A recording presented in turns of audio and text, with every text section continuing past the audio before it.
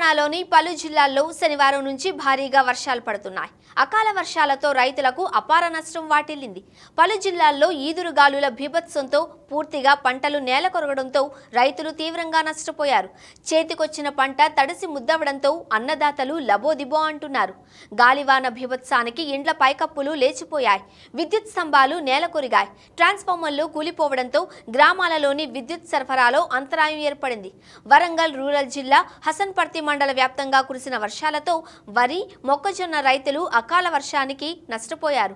అకాల వర్షాల వల్ల చేతికొచ్చిన పంట పొలాల్లోనే నీళ్లపాలైందని రైతులు ఆవేదన చెందుతున్నారు.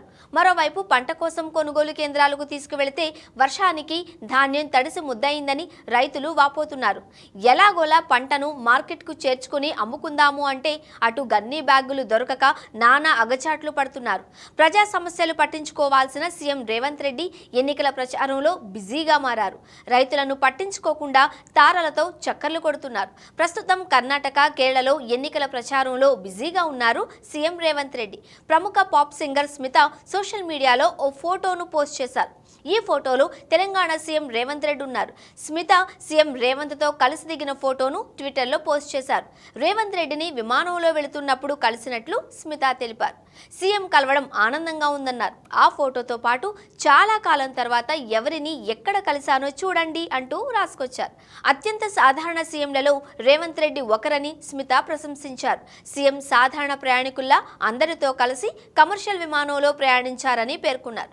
విమానంలో రేవంత్ రెడ్డి పక్కన కూర్చుని దిగిన ఫోటో అంటూ ట్విట్టర్లో పోస్ట్ చేశారు. సీఎం రేవంత్ రెడ్డి లోక్సభ ఎన్నికల్లో భాగంగా పలు రాష్ట్రాలలో ప్రచారం చేస్తున్నారు. రేవంత్ ను కాంగ్రెస్ స్టార్ క్యాంపెయినర్ గా ప్రకటించింది. దీంతో ఆయన పలు రాష్ట్రాలలో ప్రచారం చేస్తున్నారు. శనివారం మెదక్లో పర్యటించారు. కాగా సొంత రాష్ట్రంలో ప్రజలు, రైతులు ఇబ్బందులు పడుతూ ఉంటే పొరుగు రాష్ట్రాలలో పర్యటనలు చేయడంపై సర్వత్రా విమర్శలు వ్యక్తమవుతున్నాయి.